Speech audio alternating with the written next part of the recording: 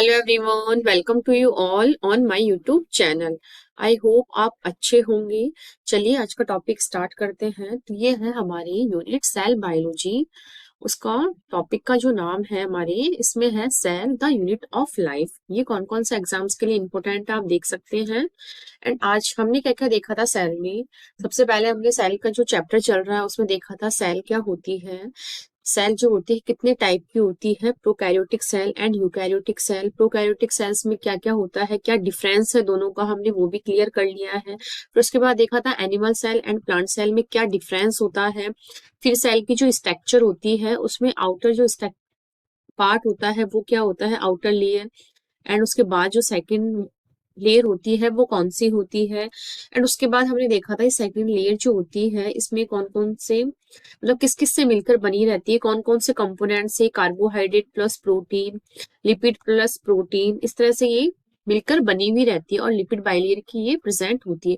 तो इसके अंदर कुछ मॉडल्स आते हैं, वो मॉडल्स भी हमने देखे थे। एंड आज हम स्टार्ट कर रहे हैं जो सेल के अंदर जो मैट्रिक्स वाला पार्ट होता है इसके अंदर क्या कुछ ऑर्गेनेल्स प्रेजेंट होते हैं हमारे। देखिए इस तरह से यह है एनिमल सेल, ये है प्लांट सेल। तो हमारी जो एनिमल सेल होती है उसकी जो आउटर मोस्ट लेयर होती है वो होती है हमारी प्लाज्मा मेम्ब्रेन। जबकि प्लांट सेल में क्या होती है, आउटर मोस्ट लेयर वो होती है हमारी सेल वॉल। तरह से ये सेल वॉल है एंड ये है प्लाज्मा मेम्ब्रेन। ये हमने देख लिया है। उसके बाद है हमारे इसके अंदर देखो ये सेल सेल ऑर्गेनेल्स रखे हुए हैं। सबसे बड़ा ये देखो न्यूक्लियस है, न्यूक्लियस के अंदर न्यूक्लियोलस होता है। एंड उसी से जो उसकी आउटर मेम्ब्रेन होती है न्यूक्लियस से, उससे अटैच हमारे ईआर प्रेजेंट होता है, माइटोकॉन्ड्रिया होता है, गोल्जी कॉम्प्लेक्स होता है। इस तरह से हमारे सेल ऑर्गेनेल्स प्रेजेंट होते हैं। अब वन बाय वन करके सारी ऑर्गेनेल्स के बारे में स्टडी करेंगे। तो हम देख रहे हैं सेल ऑर्गेनेली क्या है, metabolically active and living structure होती है of cytoplasm are called cell organelles. ठीक है। अब यहाँ क्या है, एंडोमेम्ब्रेन सिस्टम। एंडोमेम्ब्रेन सिस्टम क्या होता है, इसके अंदर क्या है कुछ ऑर्गेनेल्स को इंक्लूड किया गया है। तो एक बार देखिए, while each of the membranous organelles is distinct in terms of its structure and function, many of these are considered together as an endomembrane system because their function are क्या है, coordinated. ठीक है। तो उसके बाद है एंडोमेम्ब्रेन सिस्टम के अंदर कौन कौन से ऑर्गेनेल्स को हमने इंक्लूड किया है, वो है हमारे एंडोप्लाज्मिक रेटिकुलम, ईआर जिसको बोलते हैं, Golgi complex, lysosome and vacuoles क्या है हमारे एंडोमेम्ब्रेन सिस्टम के अंदर इनको इंक्लूड किया गया है। फिर हम देखिए since the function of mitochondria, chloroplast, peroxisome are not coordinated with the above components, these are not considered as the endomembrane system। तो यहाँ क्या बोला गया है इस स्लाइड में एक बार मैं बता देती हूँ। यहाँ क्या है, हमारे जो एंडोमेम्ब्रेन सिस्टम में कौन से ऑर्गेनेल्स को रखा गया है और कौन सो को एंडोमेम्ब्रेन जो सिस्टम है उससे बाहर रखा गया है, और क्यों रखा गया है। क्योंकि हमारे जो एंडोमेम्ब्रेन सिस्टम जो होता है इनके जो फंक्शंस होते हैं वो आपस में कोऑर्डिनेट करते हैं, जबकि जो एंडोमेम्ब्रेन सिस्टम से जो बाहर रखे गए जो ऑर्गेनेल्स हैं उनके जो फंक्शंस होते हैं वो एक दूसरे को कोऑर्डिनेट नहीं करते हैं। जैसे कि हमारे माइटोकॉन्ड्रिया का अपना इंडिविजुअल फंक्शन होता है, एटीपी का सिंथेसिस, क्लोरोप्लास्ट का होता है फोटोसिंथेसिस, प्रोक्सीसोम का अपना अलग होता है। इसलिए क्या करते हैं, इनका जो फंक्शंस होते हैं वो एक दूसरे को कोऑर्डिनेट नहीं करते हैं। जबकि एंडोमेम्ब्रेन सिस्टम वाली जो चीजें हैं इनके जो endoplasmic reticulum, Golgi, lysosome, vacuole से सारे एक दूसरे को कोऑर्डिनेट करते हैं और एक दूसरे से लगे हुए क्या है, प्रेजेंट रहते हैं हमारी सेल के अंदर। ये सब चीजें हमारे क्या है इसमें प्रेजेंट होती है। अब नेक्स्ट स्लाइड पर चलते हैं। ये देखो हमारा जो डायग्राम है इसमें क्या है, ये देखो न्यूक्लियस होता है। अब यहाँ के जो सेल का आउटर पार्ट है उसे नहीं दिखा है, यहाँ से अपन देखना चाहे तो देख सकते हैं। ये देखो प्लाज्मा मेम्ब्रेन। अब इसके अंदर क्या क्या प्रेजेंट होता है, ये देखो बहुत बड़ा न्यूक्लियस प्रेजेंट होता है। ये देखो इतना पार्ट ये न्यूक्लियस का है, ये है न्यूक्लियस वाला पार्ट। अब न्यूक्लियस की जो आउटर पार्ट होता है न्यूक्लियस के अंदर, ये देखो यहाँ न्यूक्लियर इन्वेलप प्रेजेंट होता है इस तरह से। फिर है ये बीच बीच में ये देखो न्यूक्लियर पोर प्रेजेंट है। फिर न्यूक्लियस के ऊपर इस तरह से इसके आउटर मेम्ब्रेन पे देखो राइबोसोम्स प्रेजेंट है। जिस जो एंडोप्लाज्मिक रेटिकुलम होती है जिसके ऊपर राइबोसोम्स प्रेजेंट होती है वो होता है रफ ईआर। ये देखो ये होता है rough ER, rough endoplasmic reticulum, जिसके ऊपर राइबोसोम प्रेजेंट होते हैं उसको बोलते हैं। फिर उसके बाद है स्मूथ ईआर जिसके ऊपर राइबोसोम्स एब्सेंट होते हैं। फिर उसके बाद क्या होता है, यहीं पर हमारी गोल्जी अपरेटस प्रेजेंट होता है। फिर सिक्रेटरी वेसिकल्स इस तरह से सिक्रीशन फॉर्म में रिलीज होती है, इसको बोलते हैं सिक्रेटरी वेसिकल्स। फिर है हमारे लाइसोसोम, ठीक है।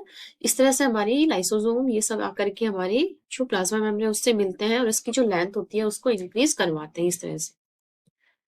ये देखो, ठीक है, ये सारे ऑर्गेनिज्म हम पढ़ेंगे। अब हम देखते हैं एंडोप्लाज्मिक रेटिकुलम। तो electron microscopic studies of eukaryotic cells रिवेल the presence of a network of reticulum of tiny tubular structure scattered in the cytoplasm that is called endoplasmic reticulum। ये क्या होती है, जैसे कि आउटर मेम्ब्रेन होती है हमारी न्यूक्लियस की इस तरह से, तो उसमें इस तरह से क्या स्कैटर्ड रहती है हमारी साइटोप्लाज्म में, इनकी स्ट्रक्चर होती है। अब जिसके ऊपर राइबोसोम प्रेजेंट होता है उसको बोलते हैं रफ, और जिसके ऊपर नहीं होता उसको बोलते हैं स्मूथ। इसके ऊपर ये लोग मैं राइबोसोम शो कर रही हूँ, राइबोसोम न्यूक्लियस के आउटर मेम्ब्रेन पर भी होते हैं। ये है राइबोसोम एंड ये है रफ ईआर और ये वाली है स्मूथ ईआर, ठीक है।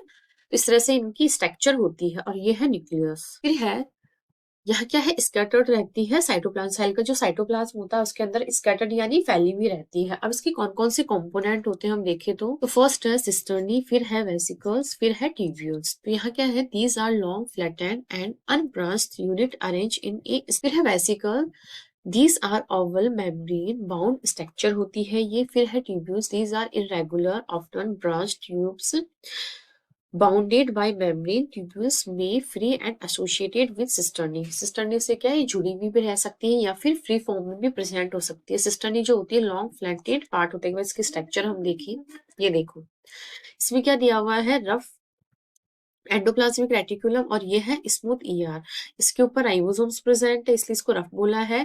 ये है न्यूक्लियर इन्वेलप और ये है न्यूक्लियस। ये देखो न्यूक्लियस की जो आउटर मेम्ब्रेन है इससे ही निकलता है। अब इसके भी क्या अलग अलग पार्ट हमारे हमारे बताए गए हैं। तो ये लॉन्ग फ्लैटेंड होती है, अनब्रांच बोला गया है। इसमें अगर हम देखना चाहे तो ये देखो फ्लैट अनब्रांच टाइप की जो स्ट्रक्चर है उसको हम बोल सकते हैं। फिर है वेसिकल्स के फॉर्म में प्रेजेंट रहती है, कुछ ट्यूब्यूल्स के फॉर्म में प्रेजेंट होती है, मतलब शेप टाइप से बता रखा है इसके, ठीक है।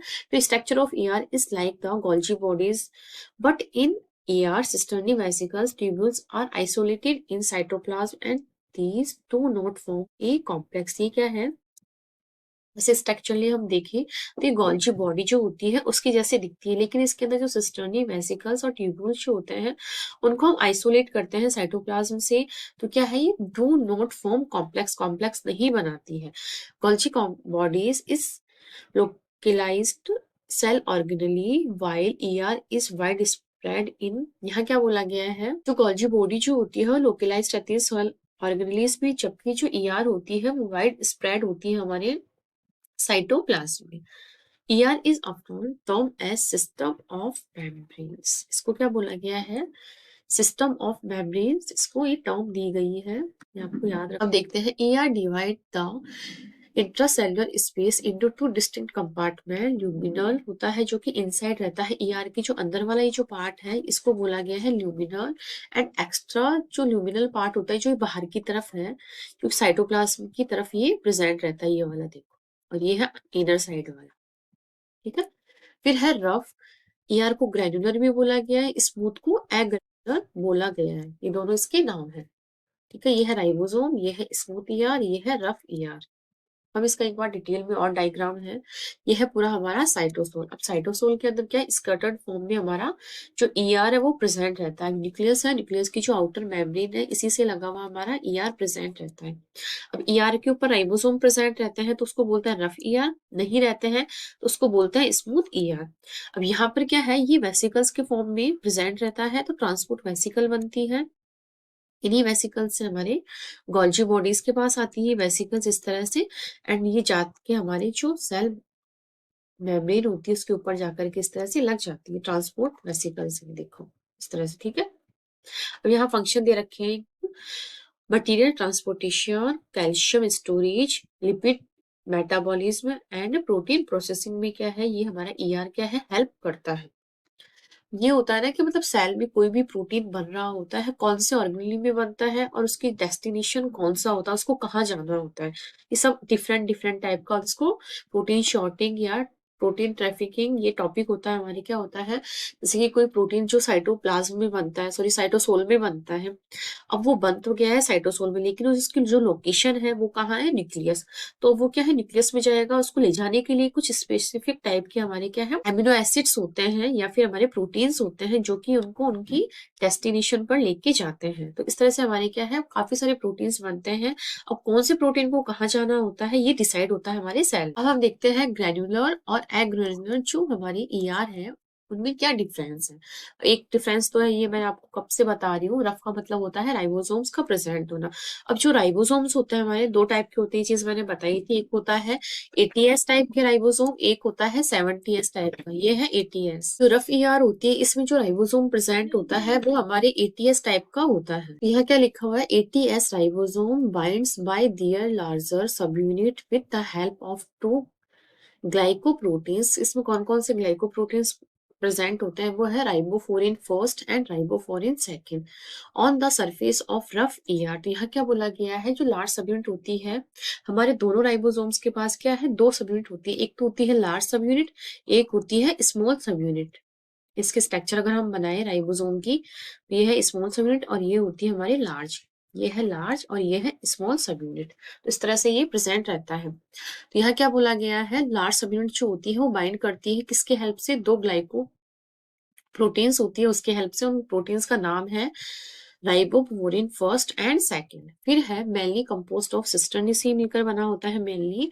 Abundantly occurs in cell, cell के अंदर ज्यादा पाया जाता है। Which are actively engaged in protein synthesis and secretion. Example है लीवर, पैनक्रियास, ग्लोबेट सेल्स, ये है इसके एग्जाम्पल्स। फिर अगर इसमें देखें हम, राइबोसोम्स एंड राइबोफोरिन्स जो है टोटली इसमें एब्सेंट रहते हैं और ये मेनली कंपोस्ट होता है हमारे ट्यूब्यूल से। अबंडेंटली कहाँ पाया जाता है, in cells concern with glycogen and lipid metabolism. ठीक है, in animals and lipid like steroidal hormones are synthesized in S ER में क्या है, हमारे स्टेरॉइडल हार्मोन जो होते हैं जो एनिमल्स में प्रेजेंट होते हैं वो सिंथेसाइज होते हैं। एग्जाम्पल या adipo tissue, interstitial cells, muscles, glycogen storing liver cells and adrenal cortex, ये सब क्या है हमारे स्मूथ ईआर के एग्जाम्पल्स हैं।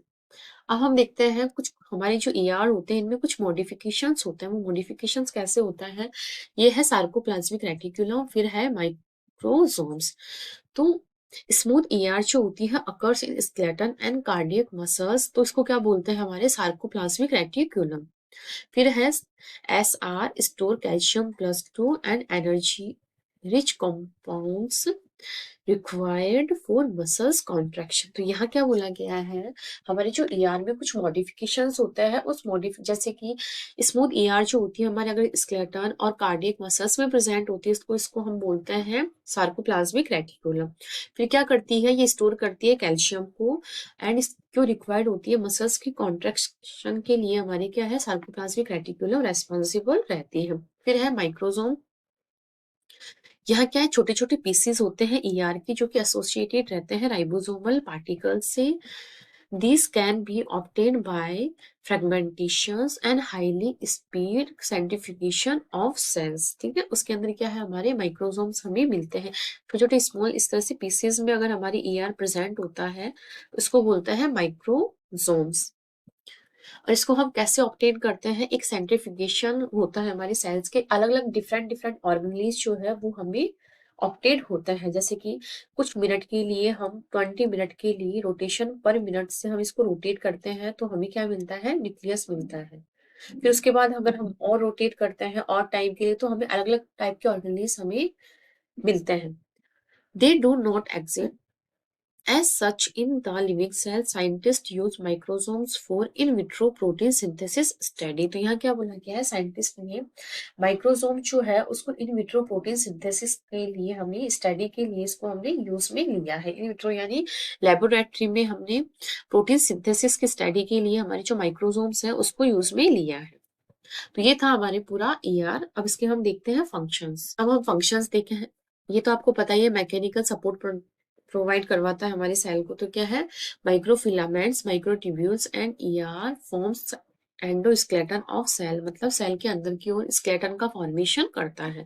इस तरह से मैकेनिकल सपोर्ट प्रोवाइड करवाता है। फिर है इंटरसेलुलर एक्सचेंज। यह क्या करता है? ER forms intercellular conducting system, transport of materials in cytoplasm from one place to another में अकर्स थ्रू ईआर। तो यहाँ क्या बोला गया है? ये ट्रांसपोर्ट करवाता है हमारे मटेरियल्स का, साइटोप्लाज्म बनाता है एक प्लेस से दूसरे प्लेस में थ्रू ईआर के थ्रू। ठीक है। फिर क्या? At some place ER also connected with plasma membrane से भी कनेक्टेड रहता है। So ER can secrete the material outside the cell, क्योंकि प्लाज्मा मेम्ब्रेन से कनेक्ट हो जाता है इस तरह से। तो अगर प्लाज्मा मेम्ब्रेन से कनेक्ट हो गया तो यहाँ इस तरह से प्लाज्मा मेम्ब्रेन है, यहाँ हमारा ईआर प्रेजेंट है इस तरह से। इससे कनेक्ट हो जाता है तो बाहर की ओर कोई भी मटेरियल हमें छोड़ना होता है तो ये इस तरह से आउटसाइड द सेल सिक्रेट कर देता है कोई भी मटेरियल। फिर है रफ ईआर प्रोवाइड करवाता है प्रोटीन सिंथेसिस, क्योंकि यहाँ पर राइबोसोम प्रेजेंट होता है। राइबोसोम प्रेजेंट है तो ये क्या साइट प्रोवाइड करवाता है? प्रोटीन सिंथेसिस की, because rough ER has ribosome on its surface. ठीक है। लिपिड का सिंथेसिस भी होता है। लिपिड में कौन? Cholesterol and phospholipid synthesize by the external portion of ER. फिर है ईआर हेल्प करता है लाइपोप्रोटीन्स एंड ग्लाइकोजन के सिंथेसिस में भी, सेलर मेटाबॉलिज्म करने में भी ये क्या हेल्प करवाता है। The membrane of the reticulum provides an increased surface of metabolic activities within the cytoplasm. फिर है formation of nuclear membrane. Nuclear membrane का फॉर्मेशन कैसे होता है? क्योंकि जो न्यूक्लियस होता है उसकी जो आउटर मेम्ब्रेन होता है उसी से ही तो क्या है हमारी ईआर का फॉर्मेशन होता है। Fragmented vessels are disintegrated nuclear membrane and ER elements arranged around the chromosomes to form a new nuclear membrane during cell division। यहाँ क्या होता है? जो ईआर होती है इस तरह से, इसके अगर कोई वेसल्स होती है तो वो क्या होती है? हमारी जो आउटर मेम्ब्रेन है न्यूक्लियस की, उसके अंदर जाकर के इंटीग्रेट हो जाती है। तो इस तरह से इसको भी फॉर्म करती है, जो आउटर मेम्ब्रेन होती है न्यूक्लियस की, उसको ड्यूरिंग सेल डिविजन। फिर हमारे लाइसोसोम्स का फॉर्मेशन होता है, Golgi body and micro bodies का भी हमारे ईआर जो होती है उसके थ्रू ही फॉर्मेशन होता है। फिर है detoxification. Smooth ER concern with detoxification of drugs, pollutant and steroids. Cytochrome P450 in ER act as enzyme which function in detoxification of drugs and other toxins। ये क्या करता है? डिटॉक्सिफिकेशन में क्या होता है? कोई भी ड्रग्स जो होता है या पॉल्यूटेंट हमारी बॉडी में आ जाता है उनको डिटॉक्सिफाई करने का भी फंक्शन हमारे करता है, और उसके लिए एक एंजाइम यहाँ एक्ट करता है, साइटोक्रोम P450। ईआर प्रोवाइड करवाता है precursor of secretory materials to Golgi body. Golgi body के लिए क्या करता है? प्रिकर्सर मॉलिक्यूल जो है वो प्रोवाइड करवाता है। तो ये था हमारा पूरा माइटोकॉन्ड्रिया। हम एंडोमेम्ब्रेन जो सिस्टम है, सॉरी माइटोकॉन्ड्रिया नहीं, ईआर, एंडोमेम्ब्रेन जो सिस्टम था उसमें हमने सबसे पहला ऑर्गेनेल देखा था ईआर, फिर है गोल्जी बॉडी, फिर है। तो आज हम ईआर पूरा कंप्लीट हमने देख लिया है। फिर भी अगर आपको कोई डाउट रहता है तो आप कमेंट सेक्शन में कमेंट करके पूछ सकते हैं। आई होप आपको सब कुछ समझ में आया होगा। अगर अभी तक आपने चैनल को सब्सक्राइब नहीं किया है तो प्लीज इसे लाइक कीजिए, सब्सक्राइब कीजिए, ज्यादा से ज्यादा लोगों तक शेयर कीजिए। Thank you.